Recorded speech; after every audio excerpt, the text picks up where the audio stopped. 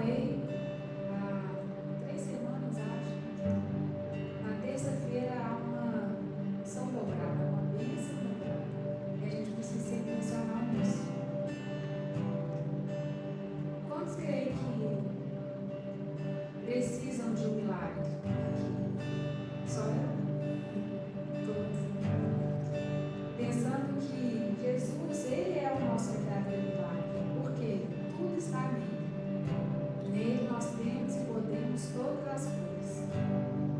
Mas uma situação comum que a gente vê passeando ali pela palavra, na Bíblia, todas as histórias, em todos os milagres, houve ali uma intencionalidade de cada pessoa.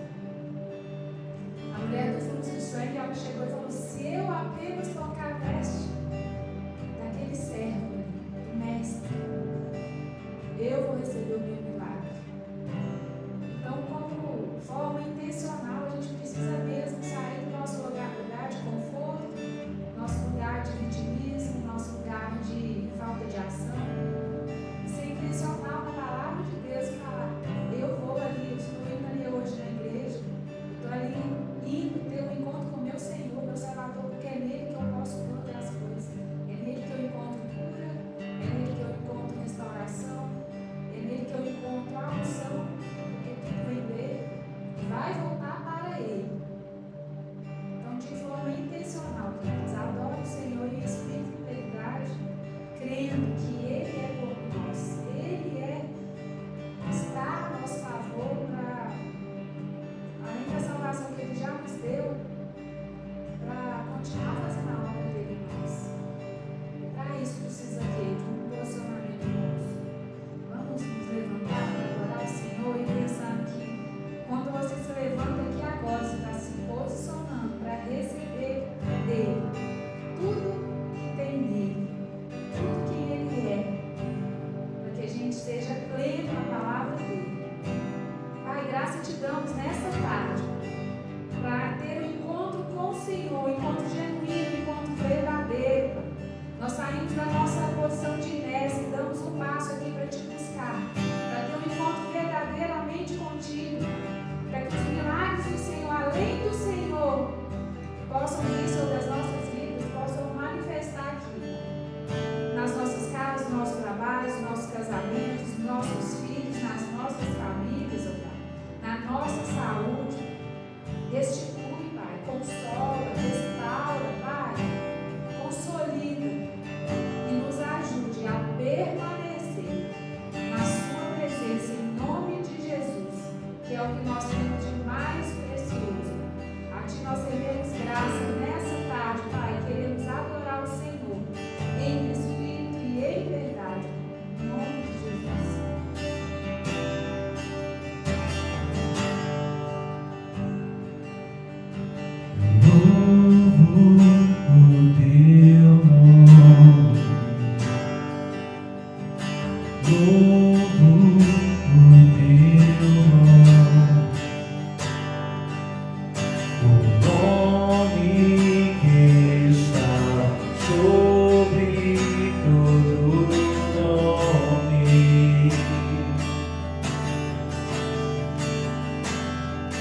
Toda honra ao teu nome, honras ao teu nome, o nome que é maior que todo nome.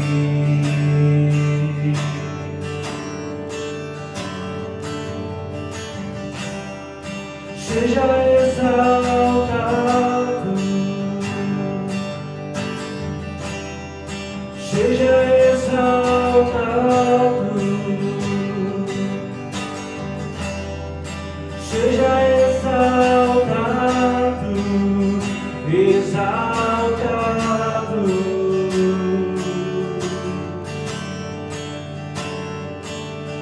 Eu louvo o teu nome, eu louvo o teu nome, o nome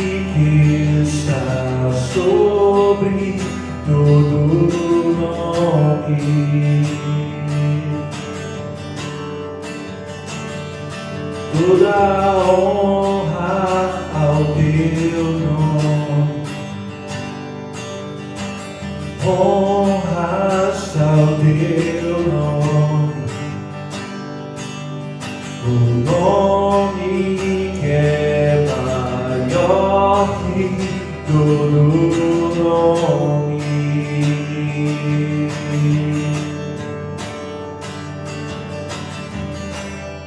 Seja exaltado,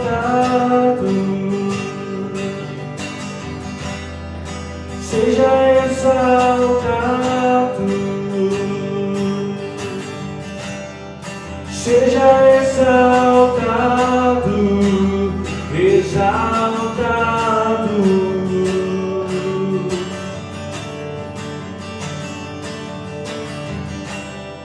Seja exaltado,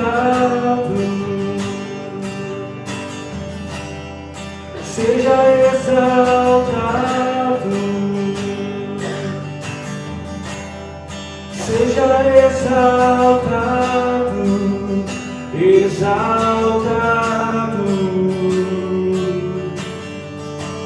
Sabe, queridos, a Tiziane começou este culto perguntando quem precisa de um milagre. E eu tenho certeza que todos nós aqui precisamos de um milagre. Mas a partir do momento que você ergue as suas mãos e começa a adorar ao Senhor, e começa a dizer que Ele é exaltado, e deposita nele a sua confiança, no seu coração você declara que você não é movido por aquilo que você vê, mas por aquilo que você crê, amém? A partir do momento que você ergue as suas mãos e começa a declarar: Senhor, eu confio em Ti, eu confio nas Tuas promessas, você está declarando que não são as circunstâncias que te movem, mas a sua confiança está depositada naquele que é maior que todos os problemas. Então que você possa nessa tarde abrir o seu coração diante daquele que é poderoso para fazer, e se entregue diante dele, dizendo: Senhor, Tu és exaltado, Tu és exaltado, Jesus. Eu confio em Ti, confio nas Tuas promessas, Jesus. Diante de Ti eu abro o meu coração, Jesus. Vamos declarar juntos: seja exaltado, seja exaltado, seja exaltado, exaltado. Mais uma vez vamos declarar: seja exaltado, seja exaltado, seja exaltado, seja exaltado, exaltado.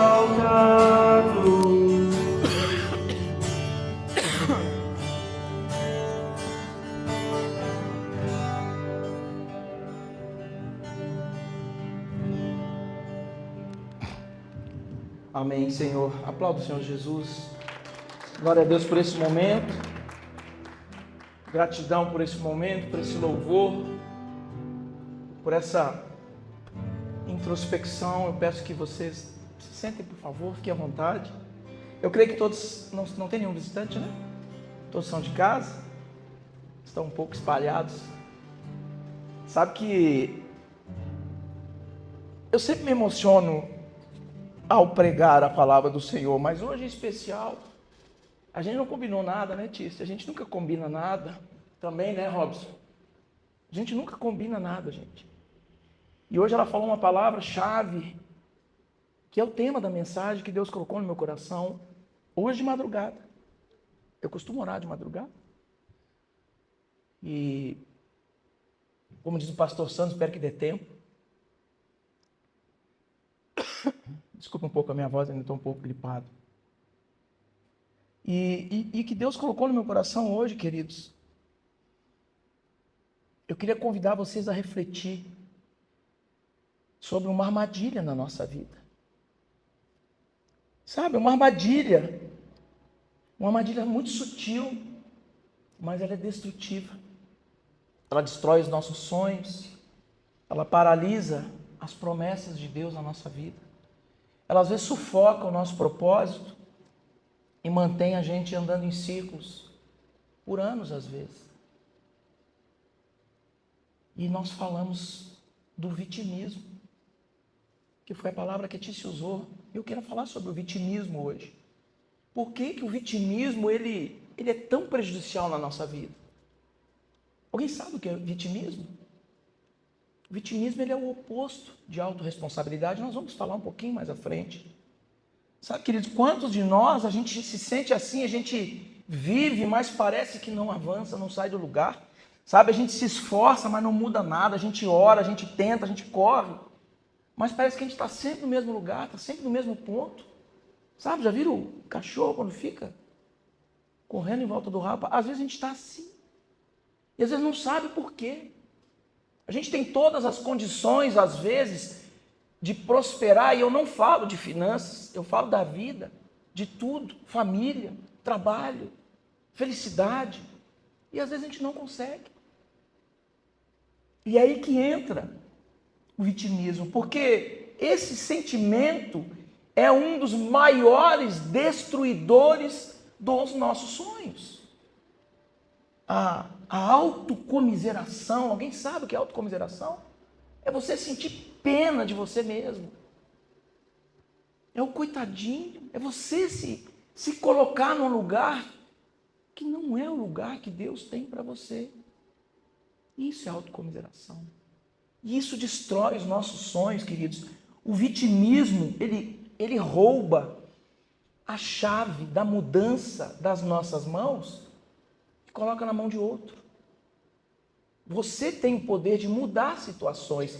Em Deus, nós temos o poder. Deus nos coloca num lugar que a gente pode mudar o nosso destino. Com fé, com propósito. E tem gente que trava por causa de vitimismo. O vitimismo é colocar a culpa de consequências das suas decisões nos outros. No governo, no chefe, na esposa, nos filhos, na igreja, no nosso passado. Tem gente que não consegue avançar porque não consegue se desprender do passado. Coloca a culpa de acontecimentos, de coisas que nós tomamos decisões no passado.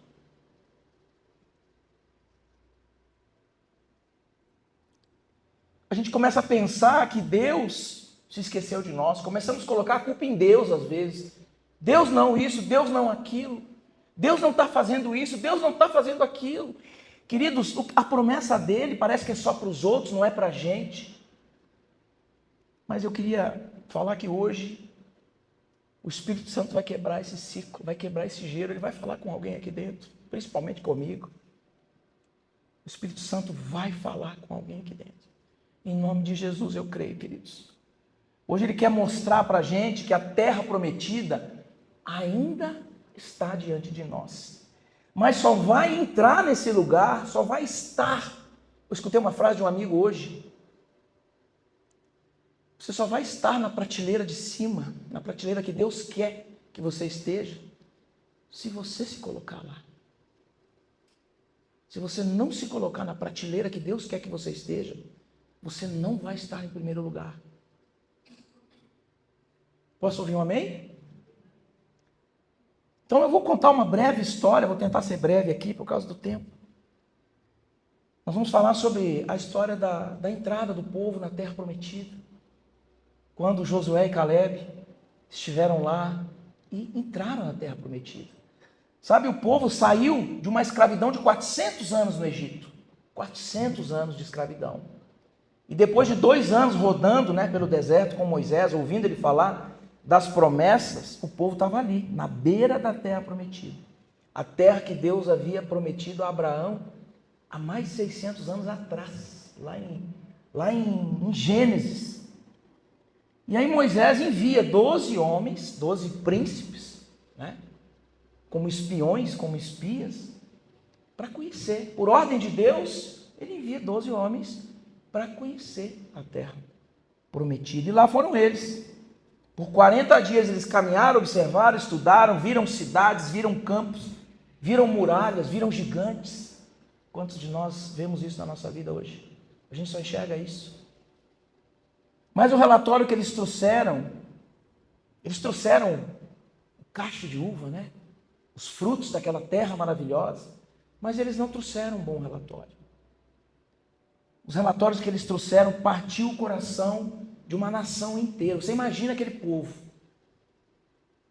Mais de 600 mil homens saíram do Egito com Moisés, fora crianças, jovens, adolescentes.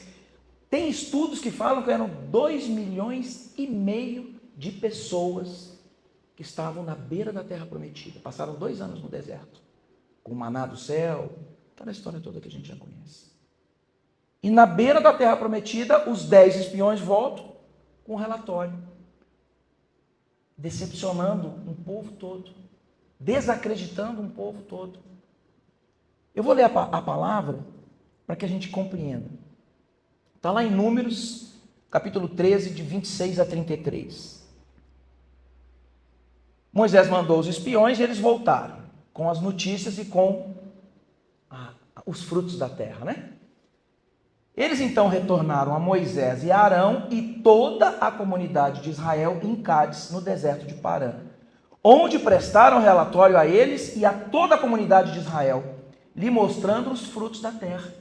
E deram o seguinte relatório a Moisés: entramos na terra a qual você nos enviou, onde emana leite e mel. E aqui estão alguns frutos dela. Diz que o cacho era tão grande que 2 homens tiveram que carregar. Mas, preste atenção nesse mas. Preste atenção nesse mas. Esse mas é que nos derrota. O povo que lá vive é poderoso e as cidades são fortificadas e muito grandes. Também vimos descendentes de Enaque, os amalequitas, os iitas, os jebuseus, os amorreus que vivem na região das montanhas, os cananeus que vivem perto do mar e junto ao Jordão. Reparem, eles viram as dificuldades. Mas, olha o mas de novo. Caleb fez o povo calar-se perante a Moisés e disse: subamos e tomemos posse da terra. É certo que venceremos. Olha o posicionamento de Caleb. É certo que venceremos. Olha o mas de novo. Mas os homens que tinham ido com eles disseram: não podemos atacar aquele povo. Ele é mais forte do que nós. Espalharam medo entre os israelitas, um relatório negativo acerca daquela terra. Disseram: a terra para a qual fomos em missão de reconhecimento devora os que nela vivem. Todos os que vimos são de grande estatura. Vimos também os gigantes descendentes de Enoque, diante de quem parecíamos gafanhotos. Queridos, olha o relatório deles. Só coisa ruim. Olha a quantidade de desculpa. Eles deixaram de crer, acreditar nas promessas de Deus, pondo a culpa de um suposto fracasso em tudo. Eles já viram que iam fracassar. Não, nós vamos fracassar. Tem gigante, tem guerreiros, tem isso, tem aquilo. E o que aconteceu depois disso? O povo chorou, murmurou contra Moisés e contra Deus, dizendo: ó, vocês nos trouxeram para cá para morrer pela espada. Deus se ira com essa incredulidade, né, com essa incredulidade, e diz que aquela geração não entraria na terra prometida, exceto Josué e Caleb. E Deus deu um castigo para o povo. Vocês vão rodar 40 anos no deserto, 1 ano para cada dia, que os espiões ficaram lá, e a sua geração não vai. Me perdoe, gente, tá? Não vai entrar na terra prometida. Está lá em Números 14, 28 e 30. Neste deserto cairão vossos cadáveres. Nenhum de vós entrará na terra que com juramento prometi dar-vos, salvo Caleb e Josué. Consequência, 40 anos de castigo. 40 anos de castigo. O povo demorou 2 anos para chegar lá. 40 anos eles receberam de castigo por não acreditar nas promessas do Senhor. Pelo vitimismo. O vitimismo é isso, queridos. É quando a gente para de olhar para as promessas de Deus na nossa vida e começa a agir e ver como se fôssemos incapazes. Como se fôssemos fracos, pequenos demais. É quando a gente se esquece que Na maioria das vezes, e eu me coloco nesse lugar, chegar até aqui não é por força dos nossos braços. Não fosse as promessas de Deus, não fosse a misericórdia divina, não fosse a graça, eu não estaria aqui hoje. Eu não estaria aqui hoje. Eu estaria queimando no fogo do inferno, morto. Então nós precisamos entender que não é pela força dos nossos braços. Nós não podemos nos colocar na posição de vítima. 2 homens fizeram uma escolha diferente. Josué e Caleb olharam os mesmos muros, viram os mesmos gigantes, percorreram o mesmo chão, mas eles escolheram crer na palavra, confiar que se Deus prometeu, Ele é fiel para cumprir. E isso é na nossa vida. E por isso que eles foram os únicos que entraram na terra de Canaã. Os únicos. E os filhos daquela geração de 40 anos que morreu toda no deserto. Perdão.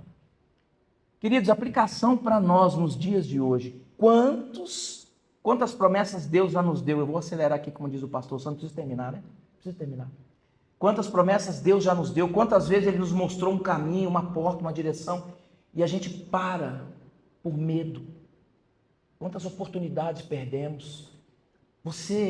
Às vezes, nós não estamos estagnados, parados por falta de oportunidade. Oportunidade é o que não falta na nossa vida. Às vezes nós estamos parados porque ainda a gente está ocupado demais, culpando todo mundo. Oportunidade não falta, mas você culpa todo mundo. É tudo culpa de todo mundo, menos sua responsabilidade. A gente vive se sentindo pequeno demais. Sabe, queridos, tem pessoas que vão diminuir você. Vão sim. Por um motivo ou outro, elas vão tentar diminuir você. Você não pode entrar nisso. Você não pode deixar que opiniões alheias, que situações alheias, de pessoas que às vezes precisam de cura, pessoas que têm inveja, pessoas que não têm o propósito que Deus colocou na sua vida, diminuam o que você é, te tirem de um lugar aonde Deus quer que você esteja. Sempre vai haver pessoas. Nós precisamos ser sábios, ter sabedoria, para entender que as promessas de Deus, elas não mudaram, desde a época de Abraão. Nós precisamos entender, parar de achar que é difícil demais, que ninguém me ajuda, que não nascemos para isso, que nada vai dar certo. Gálatas 6, versículo 5 diz: cada um deverá levar a sua própria carga. Queridos, autorresponsabilidade, isso é bíblico. Nós precisamos assumir a nossa responsabilidade, parar de acreditar no que os outros dizem a nosso respeito. Parar de pensar nisso, parar de se diminuir, parar de se vitimizar, parar de sentir pena de si mesmo, parar de ter dó de você mesmo. Isso é autocomiseração. Nós precisamos encerrar isso. E hoje Deus está te perguntando: você vai continuar andando em círculos no deserto? O povo morreu no deserto. Será que você vai correr, andar e vai morrer também, sem usufruir do lugar que Deus tem para você? Nosso Deus é um Deus de recomeços, queridos, e hoje é o dia. Ele continua estendendo a mão dizendo para a gente: filho, filha, ainda dá tempo. Ainda tem terra prometida para você. As promessas de Deus não mudaram. Às vezes, você é que deixa de acreditar nelas por fatores externos, por se sentir pequeno, por se fazer de vítima. É mais cômodo se colocar na condição de vítima. Não é culpa minha. Não é comigo. É o outro. Está acontecendo isso comigo por causa do meu marido, por causa da minha esposa, por causa dos meus filhos, por causa do governo. A gente não precisa disso, não precisamos disso. Nós precisamos nos levantar. Para resolver isso, a gente precisa se levantar. Nós precisamos parar de culpar os outros, parar de sentir pena. Nós precisamos parar de fugir da nossa parte na história. Se o povo tivesse todo entrado na terra prometida, olha quanta gente era. Os gigantes iam ser formigas perto daquele povo todo. Mas eles resolveram acreditar em 10.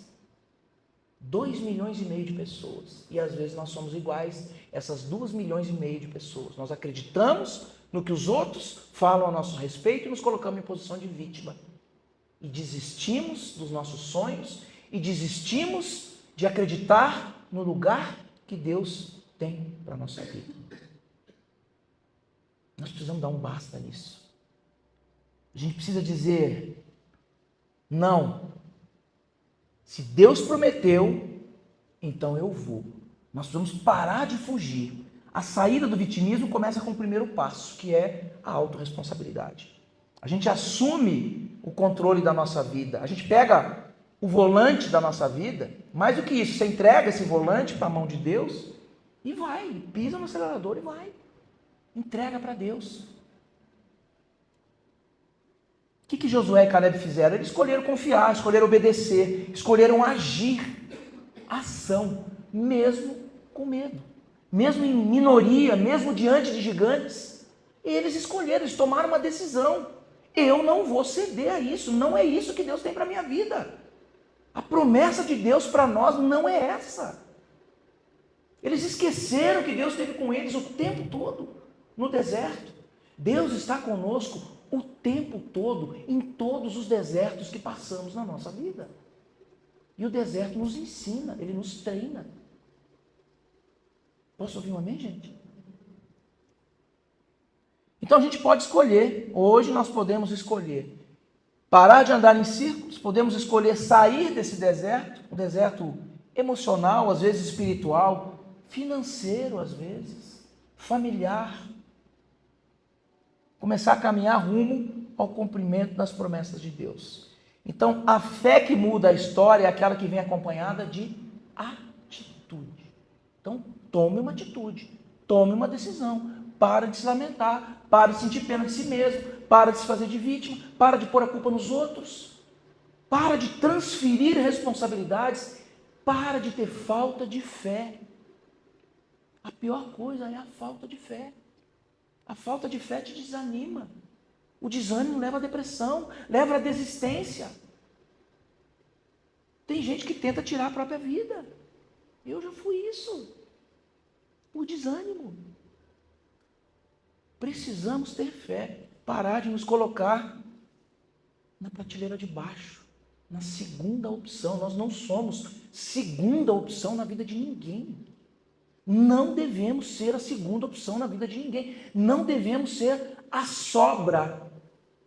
Ah não, agora sim, vem cá aqui, agora me serve. Não se coloque nesse lugar. Não permita que pessoas coloquem vocês nesse lugar. É você que tem o poder. Se você está no segundo lugar, é porque você permitiu. Se você é segundo lugar na vida de alguém, é porque você permitiu. Você se coloca na posição de vítima. Sai dessa posição. Levanta a cabeça. Não, eu não aceito. Deus tem um plano muito maior do que a gente pode enxergar. Os nossos olhos não viram. Nós não conseguimos ver, nem sentir. Sai dessa posição de vítima. Olha para o irmão que está do seu lado e diz assim, eu não sou vítima. Eu não sou vítima. Eu sou responsável pela minha resposta ao chamado de Deus. Você é responsável pela resposta que você vai dar para Deus para o chamado dele. Então se posicione. Não aceite inferioridade. Não aceite pessoas colocarem você num lugar que não é seu. Não precisamos reagir a tudo, mas o posicionamento é fundamental. Posso ouvir um amém, gente? Queridos, coloque-se de pé, vamos orar, preciso terminar. Feche seus olhos. Senhor Deus Pai, nós nos colocamos diante de Ti agora, Pai. Com o coração aberto, Pai, a alma sedenta por Tua presença. Sabemos que o caminho é estreito, que os gigantes se levantam, que as muralhas parecem intransponíveis, Pai. Mas também sabemos que o Senhor vai adiante de nós. Hoje eu oro por cada pessoa que está aqui hoje, Pai. Que se sente cansada, desanimada, com medo, sem força, Pai. Que Teu Espírito venha agora como um vento suave, mas poderoso, Senhor, reacendendo a chama de fé, levantando os que caíram, fortalecendo os que estão quase desistindo, Senhor. Nos ajuda a lembrar, Pai, que as promessas que foram feitas ainda estão de pé, mesmo quando tudo parece estar perdido, que o medo não tenha voz, que a dúvida não tenha mais espaço, Pai. Que a tua palavra seja mais forte que qualquer relatório negativo na nossa vida. Nos dá coragem como a de Josué, como a de Caleb, ousadia e principalmente, Pai, nos dá fé para não recuar, Senhor. Senhor, eu oro para que todos nós aqui tenhamos consciência e sabedoria para entender o nosso lugar. O nosso lugar não é na prateleira de baixo, Pai. Nós estamos em primeiro lugar, Senhor. Nós estamos no primeiro lugar do seu propósito, Pai. Que possamos ser blindados, Senhor, de todo o ataque do inimigo, de pessoas que querem tirar o nosso propósito, nos tirar da tua presença, Pai. Em nome de Jesus, eu oro, Pai, para que nos dê sabedoria, entendimento. Eu oro aqui, Pai, para que essa palavra tenha penetrado nos corações, tenha alcançado alguém que precisava ouvir, alguém que precisa tomar uma decisão, Senhor. Alguém que precisa parar de se lamentar e de se autocomiserar, de sentir pena de si mesmo e tomar as rédeas da sua vida, entregar ao Senhor e dizer: eu creio, eu tenho fé, eu acredito nas promessas do Senhor. Em nome de Jesus. Em nome de Jesus. Amém, queridos. Amém. Nós precisamos terminar. Passou um pouquinho do horário. Gratidão por vocês estarem aqui. Espero que essa palavra tenha falado com alguém. Comigo falou muito. Comigo falou muito mesmo. E se eu puder transmitir um pouco do que eu estou sentindo ao falar isso para vocês, se vocês pudessem sentir o que eu sinto, eu já, digamos assim, cumpri o meu propósito hoje. Amém, gente? Vão em paz, Deus abençoe vocês. Próxima terça-feira, tragam mais pessoas, tragam alguém que precisa ouvir uma palavra, venham nos cultos ao domingo.